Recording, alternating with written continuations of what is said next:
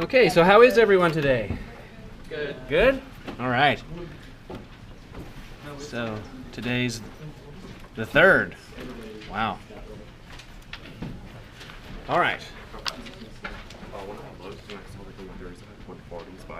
Yeah. There's a bit of some of the things have 141, but that's the same as 131. Okay. So please, would you?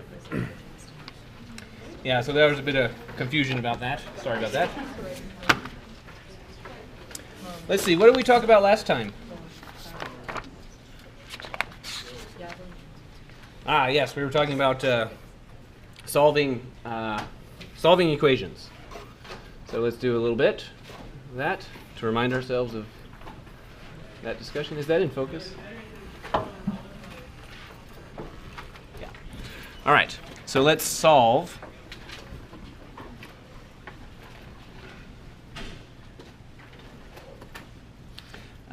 the square root of 15 minus 2 times x, all in the square root, and then equal to x. All right, so then this equation is more adventurous than many of the equations you've done before. We began talking about this one last time. So notably, this equation has a square root in it, which means that in principle there may be some x's that we can't even consider as being part of the solution. So as a result, because this equation is interesting looking, the first step is to calculate the natural domain of the equation. So the way you do that is you calculate the natural domain of the left-hand side and the right-hand side separately. So what's the natural domain of the left-hand side? What must be true?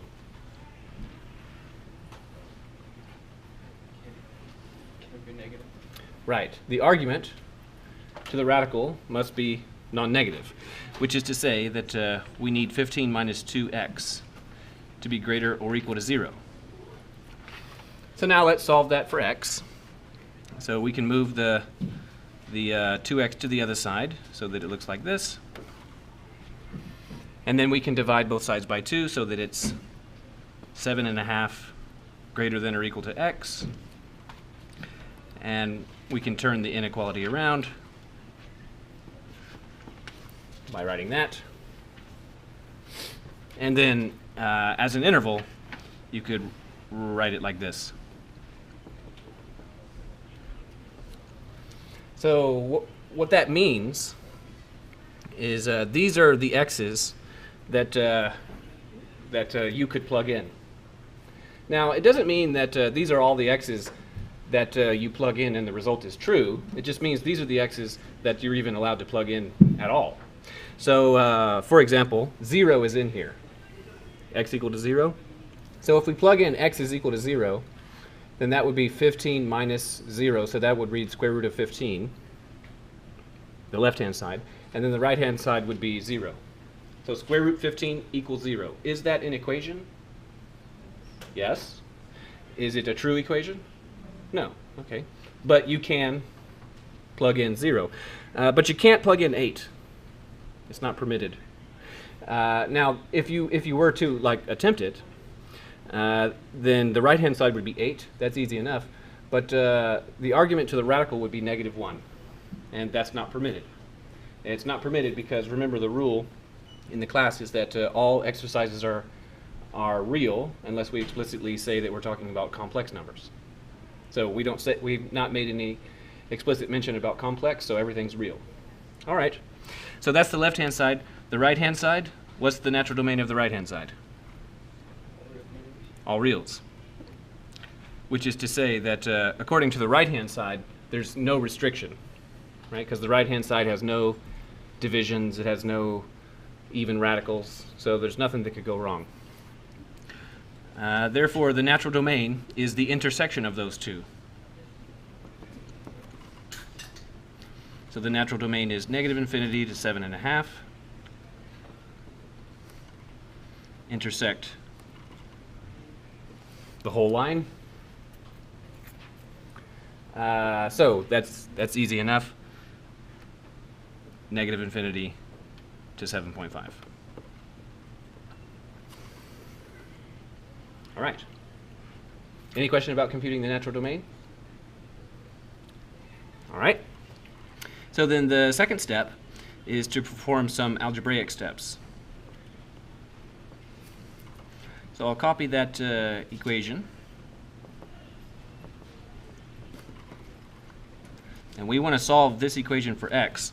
And the principal difficulty that we face is that there are x's that are in the radical, and there are x's that are outside of the radical. So we need the x's to all be either all in the radical or all out. We can't deal with them being in both places like that. So how can we proceed?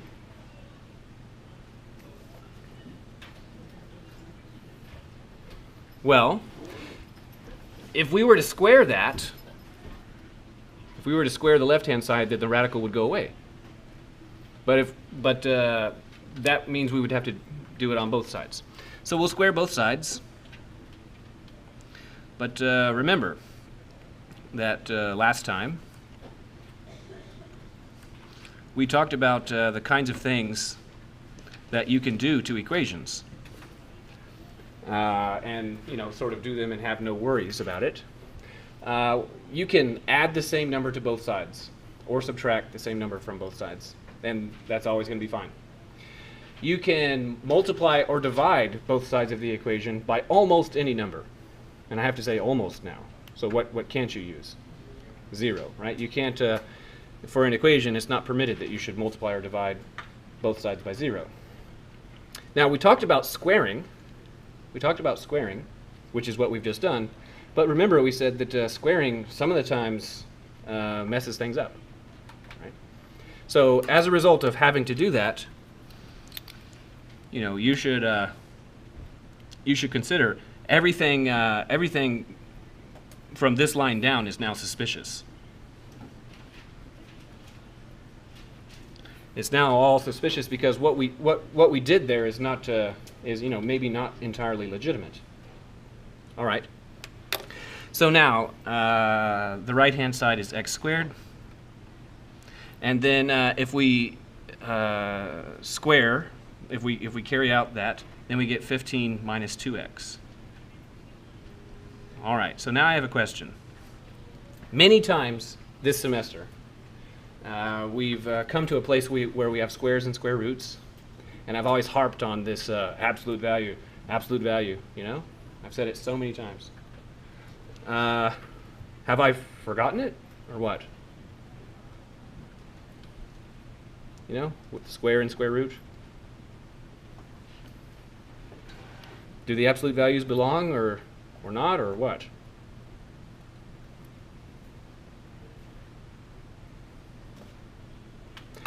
Well, here's the deal, is that we have, there's two procedures. There's squaring and there's square root. And they can be done in one order or the other order. Right? So then the question is, does squaring come first or does square root come first? So the one that we've talked about so many times this semester is that if you take an a and you square it, so you square it, and then after you square it, you compute square root, you get something. But if you take that a and compute its square root, and then after you've computed that square root, you square the result, you get something. So now which one of these is absolute value of a? Which one? The first one, in fact. This is absolute value of a. The reason why is because, well, have a look. If a were for example, -8, you'd square -8 to get 64, and then compute the square root of that to get 8. So you started with -8, but you need to end up with 8. But in fact, on this one, you don't need absolute value. Why not?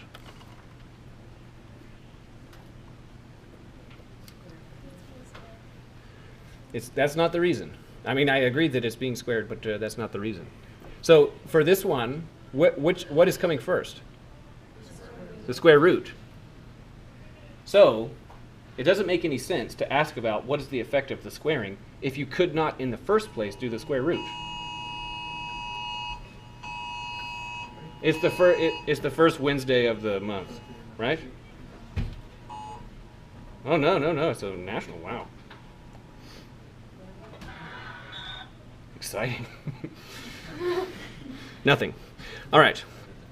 So if A were negative, then you wouldn't be able to do this at all, right? It wouldn't even be possible. As a result, it's not possible that this A is negative. Okay. So now I'll move all the terms to the right-hand side. So it's x squared plus 2x minus 15. And oh, surprise, surprise, it turns into a quadratic. The easiest kind of quadratic equation to solve is the kind that factors easily. Is this that kind? Which is to say that, is it possible to say that this is, can you tell me right now that it would be something multiplied by other something? Very good. So x plus 5 multiplied by x minus 3. So now that's nice because now the equation has this structure that it's first thing multiplied by second thing equal to 0. And so that's saying that either the first thing is 0 or the second thing is 0, or both. So what x would it take to make that one 0? Negative 5, right? If x were negative 5, that factor would be 0. What x does it take to make that one 0? 3. So the equation splits, and there are two possibilities. X is negative 5, or x is 3. But again, this is not the end of the exercise, and this is not necessarily the answer. The reason why, in the end, is because, look, we had to do some suspicious things to get to this conclusion. Okay, so then it's possible that we could have made an error somehow. Furthermore, at the very beginning of the exercise, we asked about the natural domain. So is the natural domain all of the reals? No, it's not all of the reals. So as a result, there's two ways in which this could go wrong. One way is that because the natural domain is not all of the reals, maybe one of these isn't in the natural domain. Furthermore, because we had to do some suspicious algebraic operations to get there, maybe one or more of these is not actually a solution. So now what you must do is check. So the first thing that we'll do is that let's remember what the natural domain is. It's that one right there. So the natural domain looks like this. So that's the whole line. And then closed at 7.5 and everything to the left. All right, so that's the natural domain. And now let's check the solutions. How about, are the candidates is what they really are. What about x is negative 5? Is x is negative 5, is that in the natural domain? It is. You know, so you might say it's about right there. So yeah, so we can't exclude negative 5 on that account.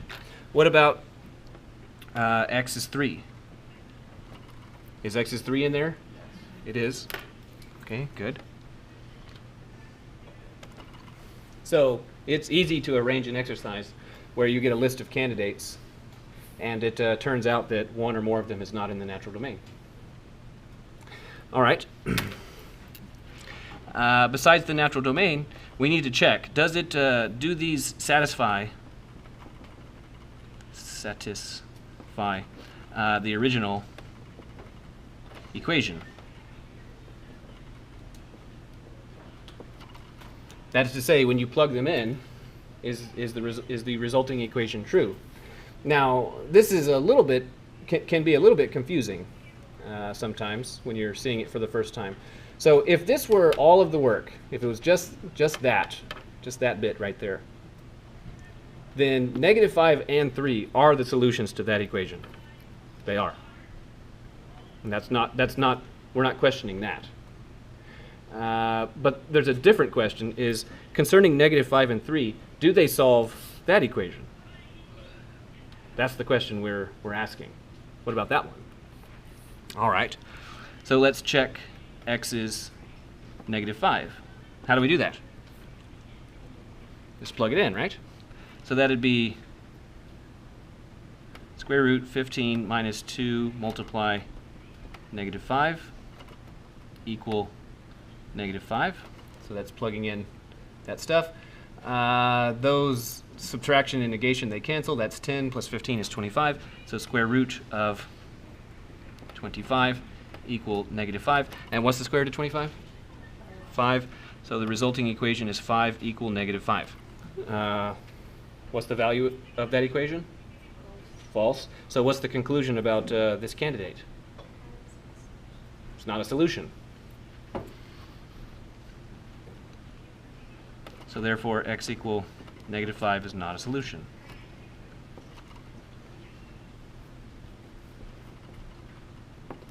Okay, what about x is 3? So similar story, you plug in. So that'd be 15 minus 2 multiply 3 equal 3. So that's 15 minus 6, which is 9. So square root 9 equal 3, and the square root of 9 is 3. So there's an equation. What's its value? True. Therefore, what is the conclusion about that candidate? It is a solution. So therefore, x equal to 3 is a solution.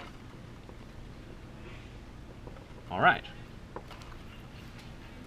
Now, you might wonder, how did it come to pass that we even started considering negative 5?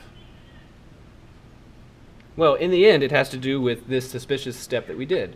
Squaring both sides is a little bit slippery. There can be problems that arise as a result. So this equation right here, false or true? False. Now what if we square both sides? What will the new left-hand side be? The new left-hand side will be 25, and the new right-hand side will be 25. So this equation is false, but if you square both sides, it's true. That's why this fake, phony x is negative 5 showed up. Okay, so then this is a very standard structure of an exercise that where you're given some equation. You need to consider its natural domain. You perform some algebraic steps. Some of those algebraic steps may be a little bit iffy, like for example squaring both sides. And then you get a list of candidates. And you can imagine some really super adventurous exercise where there's like 6 candidates. 1, 2, 3, 4, 5, 6 choices. Okay. Well, some of them, okay, can be excluded because they're not in the natural domain. Some of them can be excluded because they're not solutions to the original equation. And then the rest of them are actually solutions. So does everybody get the idea? And to be clear, it is this process, watching you follow the process, saying, oh, this is an equation, its natural domain is not all reals, so I need to go ahead and say, what is the natural domain? Then I perform some algebraic operations, but I know that, in fact, that one is not so awesome, maybe. And then get a list of candidates, exclude all the ones that need to be excluded, and then say, these are the solutions. It's this process that's being graded. Notably, it is really not whether or not you write that sentence.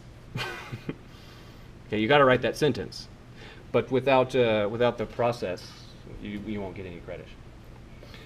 Okay, next. So here's one. How about 8 x to 5 equal 8x to 5 is equal to, I don't know, 6x to 3. All right. So I'm going to do something that's wrong. And I want you to check and see. I want you to try and figure out what is it that I do that's wrong. So this is going to be, this step is okay. I'm just going to zoom through it. So the natural domain. Well, how about it? What's the natural domain of this equation? How about what's the natural domain of the left-hand side? All reals, because there's no radicals, there's no divisions. Okay, nothing can go wrong. What's the natural domain of the right-hand side? All reals. So in principle, you can plug in any x that you want. That doesn't mean that any x is a solution. It just means that you can plug it in. The result might be false. So that's good. So you could, for example, plug in x is 1. The left-hand side would be 8. The right-hand side would be 6. You can plug in x is 1, but it's just not true. All right. So now I'm going to make some algebraic steps.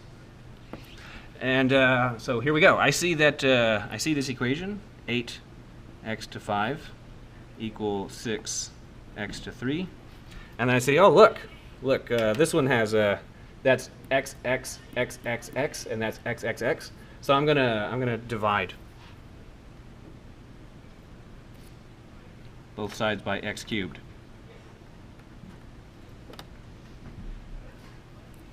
And in fact, I've already made a mistake. What mistake?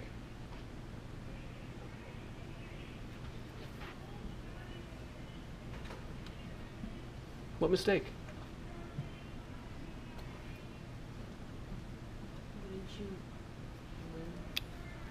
Wouldn't you make it equal to 0? Okay, so she's advocating putting all the terms on one side and having 0 on another side. We're going to eventually do that. So that's going to be a good step to move to. But right now I want you to focus. I did something. And the majority of you think that this is okay. So like I could have divided by 2, right? In fact, dividing by 2 would have been fine. Nothing wrong with that. But I divided by x cubed, and this is a mistake. What's wrong with this? So let me ask. Is it permitted that you can divide or multiply an equation by anything that you want? No. Almost anything. What is it not permitted that you can divide by? You can't divide both sides by 0. Is 0 in the natural domain? It is. So if you do this, you're gonna wreck the universe. You're gonna blow it up. You're gonna divide by 0. You can't do this. Cannot. So because 0 is in the natural domain, you just divided by 0.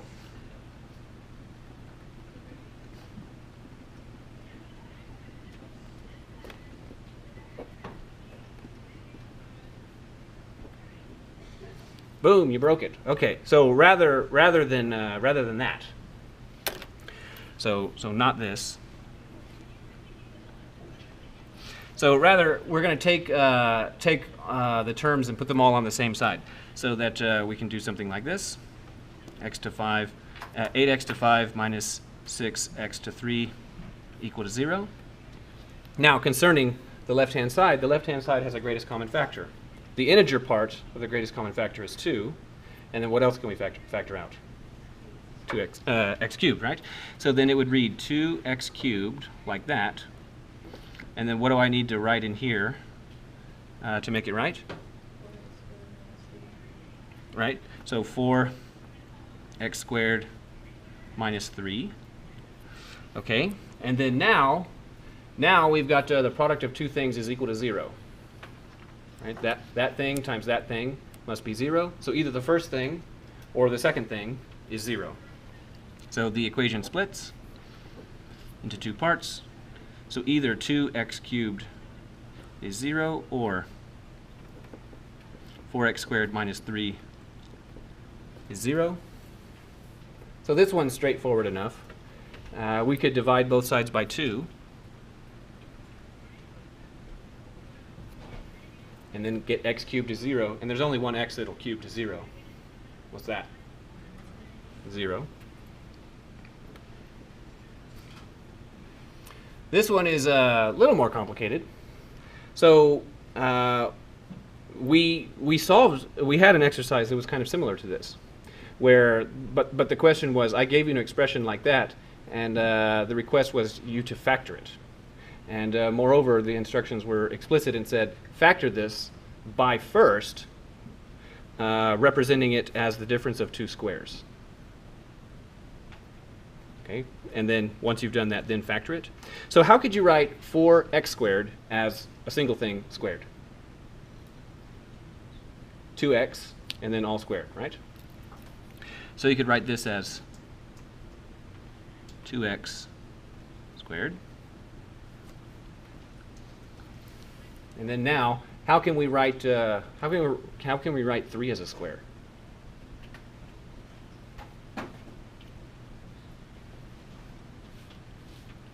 What's the name of the number that when you square it, you get 3?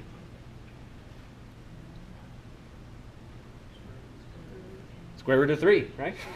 That's its name. What's the name of the number? What's the name of the number that when you square it, you get 7? Square root of 7, right? What's the name of the number that when you square it, you get 10? Square root of 10. What's the name of the number that when you square it, you get 36? Square root of 36. Now, when I say that, you want to say, you mean 6, right? Yeah, okay, fine. But that's just a number that happens to have 2 names.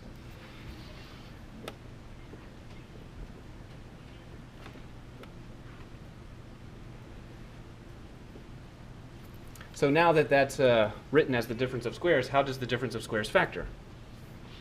Fishing for a phrase that starts with P.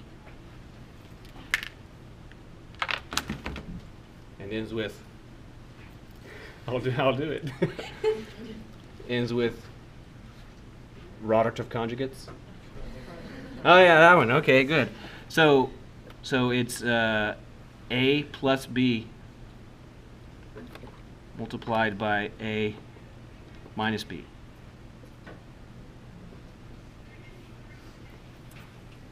And that's nice because, yet again, we've come to an equation that's the product of two things is equal to 0. So either the first thing is 0 or the second thing is 0. So this equation splits into 2 pieces. One of them is 2x plus the square root of 3 could be 0, and the other possibility is that 2x minus square root 3 could be 0. They're both pretty straightforward. You move the root 3 to the other side and then divide by 2. So that would be x is negative square root 3 over 2, or x is square root 3 over 2. And then this one just carries down. So there's 3 possibilities. That one, or that one. Okay, and then the natural domain was all reals. And all of these algebraic operations that we did, they're all entirely legitimate. Because notably, all of the operations that I did, I only operated on one side. And essentially what we did is we made one side 0, and then we just never did anything with that side anymore. So there's no way I could have made a mistake, like squaring both sides. There's no way that could have happened. So it's not even necessary to check these, because all of the things that we did were legitimate. Now, concerning this thing that many students kind of like want to do, I'd like for you to notice that what would the resulting equation be if you were to just go ahead and do it and not realize what you had done? So what would the left-hand side be? It would be 8x squared, and what would the right-hand side be? 6. Now, concerning this equation, that one right there, the one we started with, if you plug in 0, is the equation false or true? That one. If you plug in 0. It's true, right? Because it'd be 0 equals 0. The equation is true. What if you plug 0 into that equation? Then it's false. So this equation right here that you obtain by dividing by x cubed does not have the same solutions as that equation, because you destroyed it when you divided by 0. It was destroyed by that action. 0 satisfies this equation, but not that one. Good. A little more. Almost there now.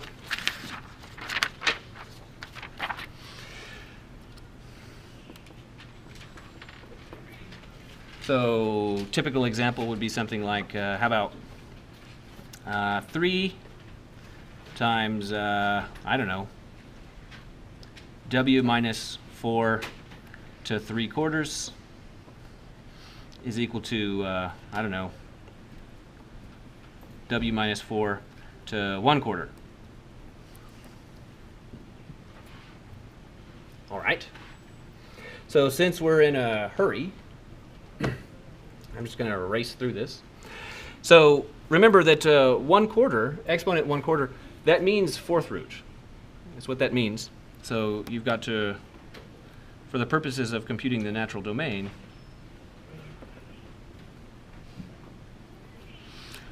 you've got to remember that when you write x to 1/4, that means 4th root. So in particular, 4th root, that's an even radical. So it has the same restrictions as square root. You can't put negative things in it.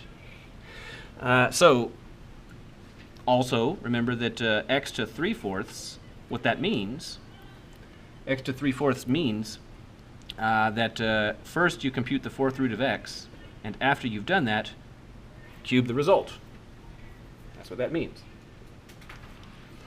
So as a result of that, that's really a 4th root, and that's really a 4th root. So what we need is we need w minus 4 to be greater or equal to 0. We can't have that w minus 4 being negative. So what we need is w greater or equal to 4. And then as an interval, you could write it like this. So that means that it's permitted that you could plug in 10. That doesn't mean that 10 is going to be a solution, but you could at least plug it in. But it's not permitted for you to plug in 1, because if you were to plug in 1, that'd be -3 being put into a 4th root. So that won't work. All right. Finally, to get to the point. And this may be a new thing for you. So just letting you know that this something new may be coming. So what I'm going to do is the same strategy as before. Is that you might say, I'm going to divide both sides by w minus 4 something or other, but that's fraught with the same problems as the previous thing, as the previous example. So rather than doing that, what we're going to do is this: I'm going to move that to the other side like this, and make one of the sides 0. So when we did that on the previous page, we ended up factoring something out, right? Now, this w minus 4, that's a little bit weird to look at, only in the sense that it's not just a single thing, like an x or like a y or something. But do you observe that it's that thing to 3/4, and then subtract same thing to 1/4. I'm covering up the same thing. That's all that matters. It doesn't need to be an x and an x. All that matters is a thing, same thing. Now, the exponents that we have to deal with are that one and that one. And if you want to factor out w minus 4, what you must do is you must factor out whichever exponent is least. So there's two choices here. 3/4 and 1/4. Which one is min? Which one is minimal? 1/4. So as a result, that means that what we're going to do is we're going to factor out w minus 4 to exponent 1/4. And now, what do I put in here if I factor that out? So what will this one be? This one's pretty easy.